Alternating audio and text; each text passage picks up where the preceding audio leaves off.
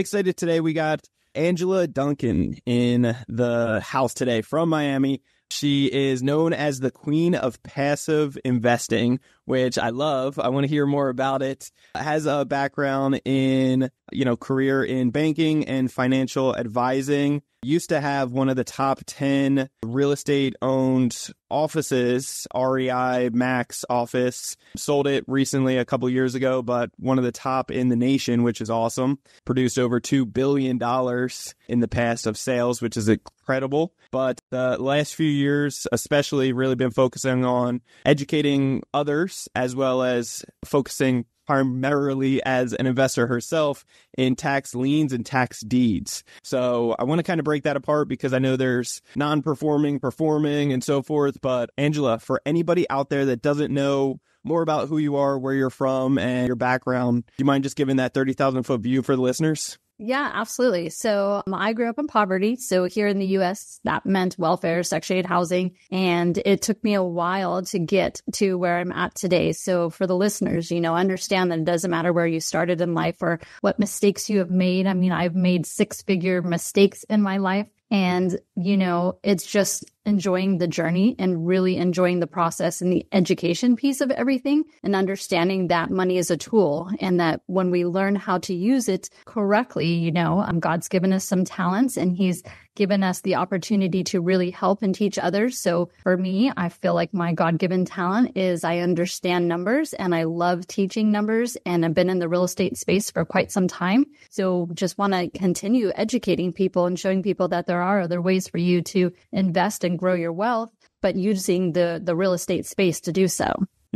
That's so good. I love it. So when did you get started in real estate? Yeah, I got started in my early 20s. I was pregnant with my daughter and I just wanted to have a home, right? I wanted to have a house over my head. I wanted to not rely on somebody else. I'd gone through some apartments that were not in great condition and landlords that weren't fixing things. And I wanted a space that I felt safe and comfortable with my daughter. But no one taught me about real estate. And I ended up buying a property in a part of San Diego in which Domino's Pizza would not even deliver. So learned a lot from that, but it was what I could afford at the time. So that was a great learning lesson for me. Would not recommend that to anyone who's looking to buy their first home. But that's kind of where I got my real estate bug and trying to learn this process about buying a home and then ultimately selling or investing in real estate really kind of piqued my interest. And I'm all about numbers. So working with investors for me early on was definitely the route. But understand, I also got my real estate license in 2006. Right before everything went way down, right? But I do think that in the tougher markets, that's where we learn the most because things are very difficult and you have to put in the work. You have to get educated. Otherwise, you're not going to survive in any type of real estate market. Yeah. So was there any influence, friends, family, or anybody that actually was kind of pushing you towards real estate? Or it was just a necessity of you have a child now, you want to have a good roof over your head, and the experience that you had previously with other landlords, it wasn't up to par? Yeah, I believe that if you're going to find a career that you do a lot of research and find mentors. And so my ex-husband and I, he was in real estate first. I joined him and then we started to build out a team. We did everything we could that was free for advertising, right? Back then, Craigslist was amazing. We could door knock or hold open houses because we didn't have the money. But in doing the reps and doing the research and actually practicing what we were learning, we learned so much information, and that really proved to be valuable for us as we grew our company. But I'm grateful that I had a partner in the business, but we had a coach. Real estate coach was so important. And I do believe no matter where I'm at in life, I'm always going to have a coach or a mentor that's helping teach me, things that I'm just not able to see myself because we're so wrapped up in the moment sometimes. Yeah, that's so good. I couldn't agree more. I think mentors have helped me exponentially in saving me money, saving me time, and helping me cut the learning curve in half, if not more, to really grow and scale. Talk to me about San Diego for a second, because that's where I live. I live in Old Town, but it's always, kind of quoted or assumed that it's a lot more difficult to get in out here or expensive, right? That's what the mindset is for a lot of people. So how much did you save up initially and how did you get to that point? Was it obviously before the crash when they were kind of just giving out loans a little bit easier? Yeah, unfortunately it was in the early 2000s where you could get a first mortgage and a second mortgage and you didn't really have to come out of pocket, right? So 100% financing on a home. Thankfully on that property, I had a fixed rate, but my first investment property, I did not. I got an adjustable rate. And again, I seem to learn lessons a very difficult way, which is by doing before I was really educated early on in my career. So when that first investment property in Vista, California, which is just north of the San Diego County lines, I had an adjustable rate on that. And when I needed to sell it, I was in trouble. So I was grateful that I was able to get out from under that. But I learned what an adjustable rate mortgage is. I understood what happens when rates adjust and how your payments could adjust quicker than you can increase rents to cover. So I did leave San Diego in 2006. I did feel like it was too expensive. I live in Florida now. We don't have state income tax. And although our prices have gone up considerably, Florida's more where my real estate career started outside of those first couple of investments. I love that. Yeah. And how did you get out of the problem child, if you will, for Linda in Vista, California? Yeah. Here. Was it a modification or what happened? Nope. What ended up happening is I could not increase my rents to cover my costs. I did not have money to pay for that house, and I ended up giving it back to the bank. So at that time, we were forgiven for that debt, but, a hard lesson learned. So like I said, I've been studying real estate for over 20 years, but I've made a lot of mistakes along the way. And I talk about like the journey, experiencing the journey, learning from the journey, and not giving up like that. I made a mistake, but I'm going to keep going because I will figure this out. And yep. I'm grateful for where I'm at today, but I definitely have learned many mistakes along the way. Yeah, and we all have. And let's be really clear, like back then, the banks were really pushing it on people to do the variable adjustable rate. So it's good to get the education and the learning curve and not give up. So many people, unfortunately, back then, they gave up afterwards instead of getting back on the horse and figuring out, when there's a will, there's a way.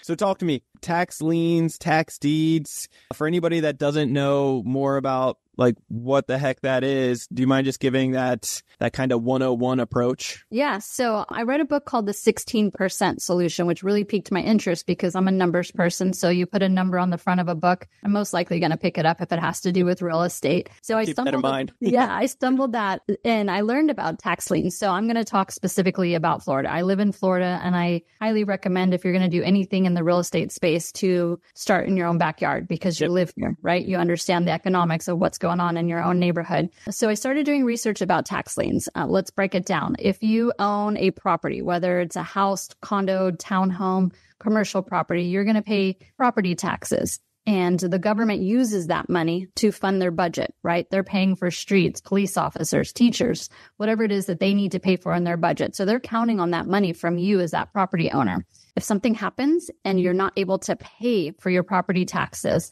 then after a year of delinquency, the government here, the county, will put that tax lien up for sale. So I come in as an investor. I give the government the money they need for their budget, and in return, they're going to charge the property owner fees and interest. So I know what I'm going to make getting into that property. Here in Florida, they pay up to 18% interest for me as an investor. So I understand what I'm going into, but there's still a lot of research that you need to do. This is not like an easy, money maker. It is passive income, but you still need to understand what potentially could happen when you go down this route of investing in tax liens.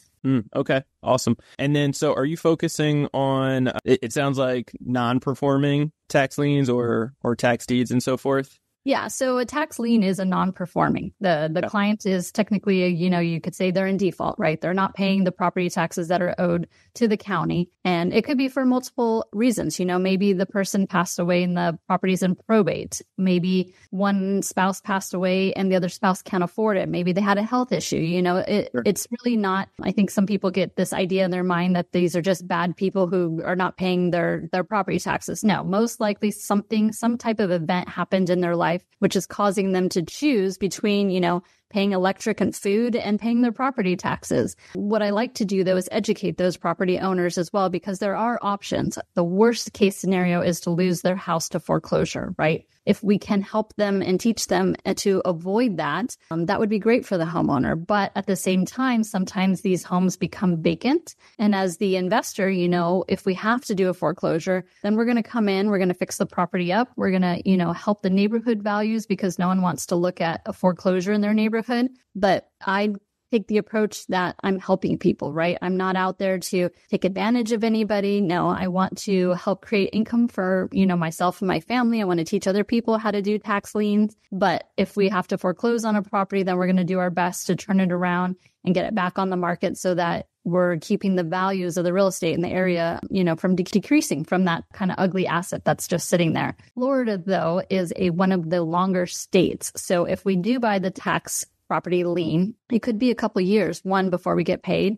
And two, if I want to go down that foreclosure process, it may be 2 or 3 years before I can complete that. So that's why I say there's a lot of things that you need to understand within your own county, within your own state before getting into the space, so that you can understand best case scenario and worst case scenario for your, the money that you're working hard and now putting it into this type of vehicle. Have you looked into any other states for due diligence? I know you primarily focus on your backyard, but is there, for just reference, other examples of other states that are a lot faster or very long that people may want to kind of stay away from? Yeah. Well, understanding the difference. So what I described as a tax lien, right? Yep. It's you not paying your property taxes. Now let's take California, for example. California doesn't give that option. If you're not paying your property taxes and it reaches their period of time in which they allow, they're going to take the deed and then sell that deed in an auction. Alabama does the same. So some states do one or the other. Some of them do both. Florida will do both. But like states like Illinois will pay a higher interest rate to people coming in, depending on the time frame in which they get their money back. Iowa pays a higher interest rate. So it really is dependent on the state. And a lot of the books that are written, a lot of the research and stuff online will tell you the difference between the states and the period in which you can foreclose. That varies across the U.S. Like every state is so different in the manner in which they do that. That's why I say make sure you're doing your research, find a coach or a mentor that can teach you in your state what they do. I teach a lot about Florida because I live here, but every state is so different. I love that. And okay, so talk to me as an investor in your backyard for Florida. How would you come about this list? How would you purchase? And do you have to bid on some of these? Like, what does that look like as an investor? So in Florida, we get our property tax bill in November. If you pay it early, you get a 4% discount, and that discount goes down. It's technically due April 1st of the year. So if you haven't paid it and that 1 year has passed, then they're going to put it up on an online auction. And this is for the tax liens, right? So their tax lien auction goes up and it closes June 1st. So you've got time to research the properties. So some of the things I recommend is one, drive by, because if you ultimately have to own this asset, I want to know what it looks like. I don't want to own land, so I never bid on tax liens that is just land. I'm looking for homes primarily in, the average house price market, because then I know if I have to foreclose, hopefully we get a quick sale. So that's something I look at.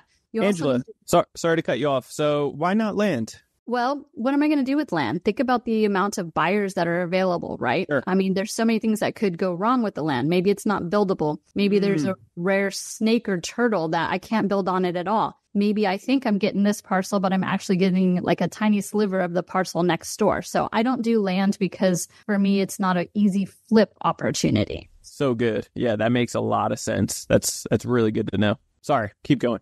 Oh, that's okay. You also need to know how to do your due diligence as far as liens, right? So is there a mortgage attached? Did they replace the roof? And is there any code violations? So this is where the attorney or a good title agent comes in to be able to do the research and help you figure that out, because they have access to systems that me as a consumer may not have access to. And then determining how much, if I did foreclose, how much could it go for in today's market? Now, in the future, 2 to 3 years, it might be more, might be less, but I want to know what my numbers are now to understand if I had to foreclose, is there additional money that I could make on top of the interest that I'm going to make? So just just going through that due diligence, it's probably going to cost you some time and some money. But once you have a good process down, this is once a year, right? So we're really only doing this bidding once a year. And then if I do buy the note and I am successful, it's a sit and wait, right? They're not going to pay you right away. When the government gets paid back, then you get paid back. But understanding that this could be tied up for a couple of years as well. So it needs to be money you can set aside and you're not needing in the near future. And understanding that it could be a couple year hold before you get your interest and your investment back. So in this situation, for those who kind of don't understand or never heard about the strategy, this is something that you're doing your due diligence. Is it kind of like once a year to see, or is it twice throughout the year that you're seeing when these are auctioned? It's once a year. So the auction is between April and June. Okay. And then so you get to see all of these available properties that you could start bidding on. If it's land, you're not going for it. There's a lot of variables that are out of your control that could make it more risky. Otherwise, you're going for properties that do make sense, that you're interested in. You're kind of running the numbers roughly to see, can you make $1 from it? And if so, then you are going to be buying the lien. And I'm curious, what do some of those prices kind of range from? But before you get into that, what it looks like afterwards, you buy the lien and you kind of just sit on it for a couple years potentially. And I'm curious what the percentage is that actually do pay that off, but you get kind of a good reward and ROI from that, some kind of percentage points, correct? Yeah, I mean, it's much better than putting in a savings account. Even with today's interest rate at 5%, I'm likely going to earn more if I let it just sit for a few years. And there's a couple ways that you can have a strategy, right? So one of the strategies I like to look at is the property, a homestead property, meaning they bought it, they probably live in it. I think the chances for that, paying back your interest versus getting a foreclosure, are higher because hopefully they just had a life event and in the next couple of years they're going to figure it out or they're going to sell their property, right? Another strategy is for people who want to foreclose. So they might be looking for a property that has a tenant. Maybe it's vacant. It's an out-of-state owner. Maybe something happened and they just don't want the investment property. So that strategy typically will end in a foreclosure. So that will be more profit if you do the foreclosure and you do your due diligence correctly. I like to focus on the ones that are occupied with a homestead because I would rather just get the interest for the money that I'm giving to the government versus having a foreclosure and adding that extra process. For me, it's just easier to buy the tax lien and then get paid back my money plus interest in a year, maybe 2-3 years, versus having to go through the foreclosure process. Even though the foreclosure process could have a bigger return, I'm very conservative. I don't want to take that risk. So I'm looking for that homestead property. I love it. So you're really looking for low risk, that it's just that guaranteed return that you're going to get back in the next few years. Correct. I love that. So, but worst case scenario, you still did your due diligence properly. So if you did actually have to take back the property by foreclosing, just like a bank would, then you would still be able to make profits from it. Correct. Well, hopefully, yes. Hopefully, yeah. Yeah. I want to hear about the horror stories in a moment because I'm sure there may be a couple. So what are some of these notes look like? How much kind of price range should somebody anticipate when they're buying these tax liens? Yeah. So, I mean, I've seen property tax liens as low as $1,000. Depending on the price of the house, it could be several $1,000s. So I still try to keep within that mid range. I do avoid anything that's tied to an HOA. So if it's a condo, I want to avoid that because I have no idea what the HOA might charge in the end if I did have to foreclose. Even though the tax lien is in first position, you still might have liens that you're going to have to deal with later, right? So I don't want to deal with an HOA. So condos or townhomes that have an HOA, then those are things that I'm going to avoid as well. But yeah, I mean, there's not much in the real estate space that you can do with $1,000, right? So that's another reason why I like this lane, is because we can start with a little bit less money in the beginning. And as you get more comfortable, get to know the process and the areas better, then you can kind of look for properties that have higher tax liens that you can, sit and hold for a few years. Yeah, that makes sense. What is the most expensive tax lien that you bought in the past? $9,000. Yeah. $9,000. I look for anything that's maybe $10,000 or below. And keep in mind, this is just for 1 year. There could be several years that the property owner doesn't pay their taxes. So there could be, 2 or 3 certificates that are issued before one of them or a mortgage company or someone does the foreclosure process. And do you have to buy the next year's and the year after that time? You don't have to. And I like being first. So I like to also look for ones that have not had a previous tax lien certificate issued. So first in line, because then when we go and we have to either foreclose and get paid, then I'm first in line. Yeah.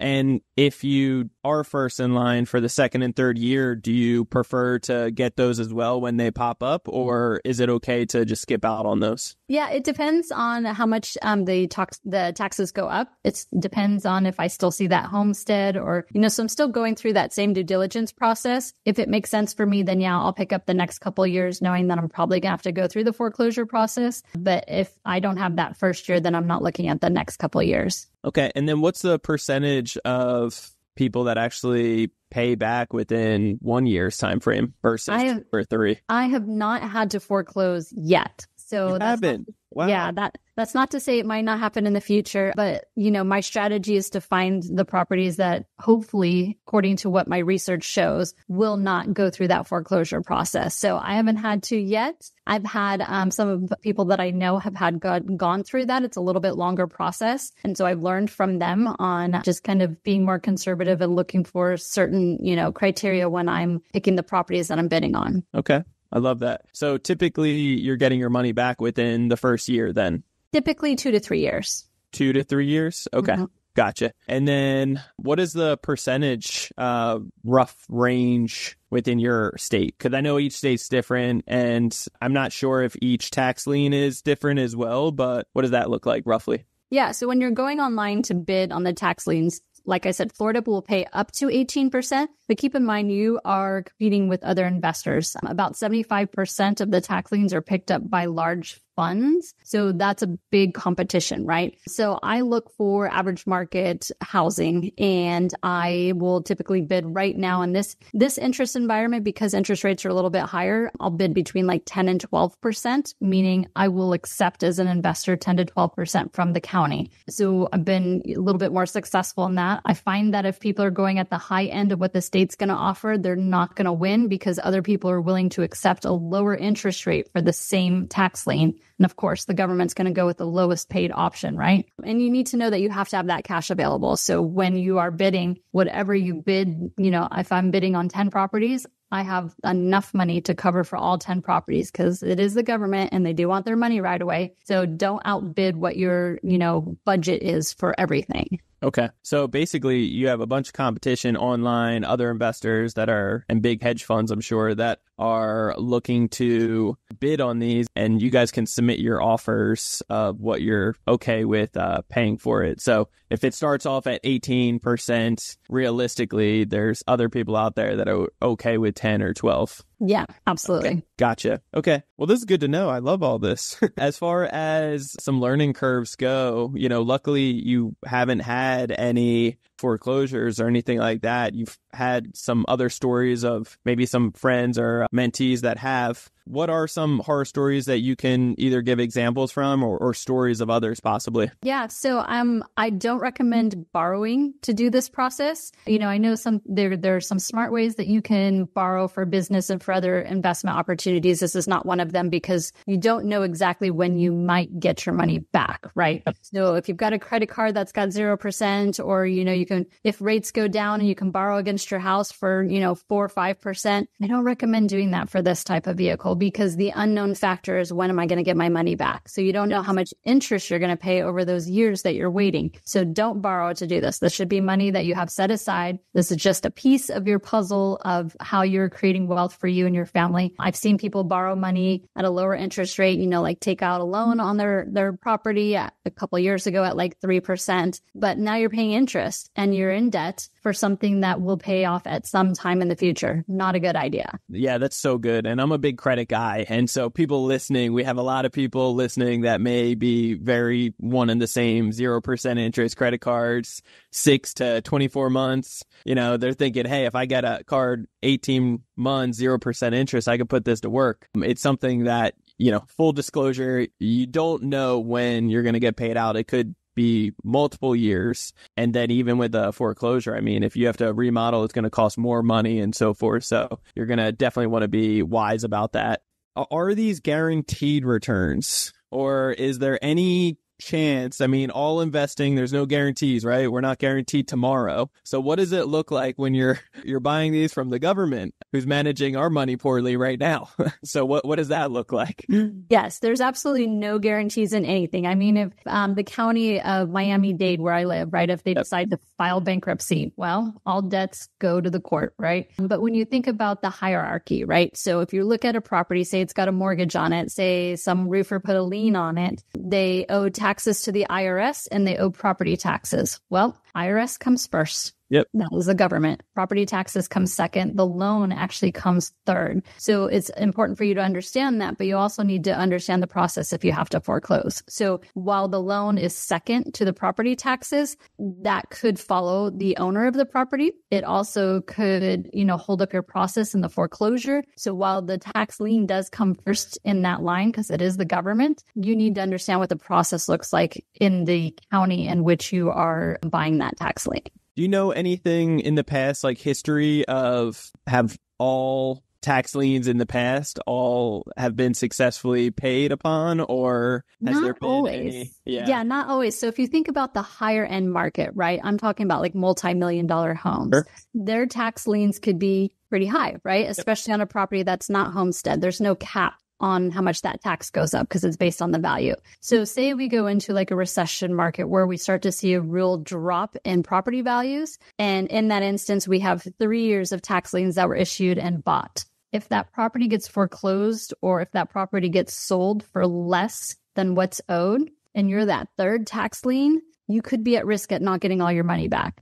So that's where the non-guarantee comes in, because that's, again, why I go after that first year. I don't want to risk going after that second and third year because I don't know what will happen to that property in the future, and why I also stick to the middle market. I don't want to risk, bigger reward. Sure, 10, 12% on, 10, 20, 30,000 is great, but I'm also taking on more risk when I hit that higher end market. Yeah, that's so good. Angela, what else do myself or the listeners need to know about tax liens and tax deeds? Do your research. Make sure you do your research, follow a mentor and get coached on it. And, if you're going to test it out, which is what I did initially, start small, go through the process and understand the entire process and just learn from the rest of us that, might have had mistakes along the way. Any other tips or tricks that you would give on places to be able to, or tools to be able to utilize, do your research? Look for markets that are still expanding. When people leave markets, obviously the risk goes up because they're more likely to have a foreclosure. Right now, the markets are really tough across the U.S., especially, I'm in commercial space as well, seeing a lot of apartment complexes go back to the banks, and that's going to have a trickle down effect, right? So I don't invest in tax liens for commercial property either, again, because the laws are a little bit different when you do the foreclosure. And as my mentor, Grant Cardone, would say, if you're holding on to real estate right now, we're just stay alive to 25 and really pay attention to the market, get educated. And I say get educated and get out and vote. No matter which way you're going, make an educated decision, because we definitely need our education, or educated people to get out there and vote. And hopefully we can, take this economy in a different direction. Yeah, we definitely need some change. I love that. Well, Angela, first off, you just gave a bunch of your time to me and the listeners. Anything that we could do to give back to you? And then afterwards, if you could shout out ways that we could get a hold of you. Yeah. So if you go to morewithangela.com/fire, I do have a free ebook on tax lien. It's just some simple steps for you. So it's free. You can sign up for that, or you can follow me on Empower Her Money on Instagram. I'm always giving out financial tips to help people with budgeting, making more money, things like that. Because like I said, this is my gift, and I'm going to teach as many people as possible so we can break that poverty gap here in the U.S. I love it. That's so awesome. Well, I appreciate your heart and what you're doing in this space right now. It's awesome. Can't wait to see what the future looks like for you. So we'll have to have you back in the future. But guys, definitely reach out to Angela. She has a wealth of knowledge in this space, and you could definitely be able to put your money to work even stronger, and make sure you do your due diligence and get a coach. So reach out to Angela if you have any questions. If you guys want to get a hold of me, you can always do so. On Instagram, it's Brandon Elliott Investments. Otherwise, on Instagram, check out our business page, Credit Counsel Elite. If you're looking to get more educated on how the banks and lenders are judging you so you know how to play the game and get massive amounts of funding, I'm talking 100, 200, 300, 400,000 plus in new capital with interest rates as low as 0% interest, you can check out creditcounselelite.com. That's www.creditcounselelite.com to get a better understanding of what the heck I'm talking about. Afterwards, you can jump on a free call to go over your situation, where you're at, where you're trying to go, and see how we can help you get there. So with that being said, if you have not already, hit that subscribe button to Ready, Set, Go Real Estate Investing Podcast, and we will see you on the next one. Till next time, guys, God bless. See ya. Thanks, Angela. Thank you. Thank you for listening to Empower Her Money podcast. I am grateful for you. Please make sure to leave us a 5-star review, like this podcast, share it, subscribe, and let's keep teaching others how to take control and be empowered with their finances.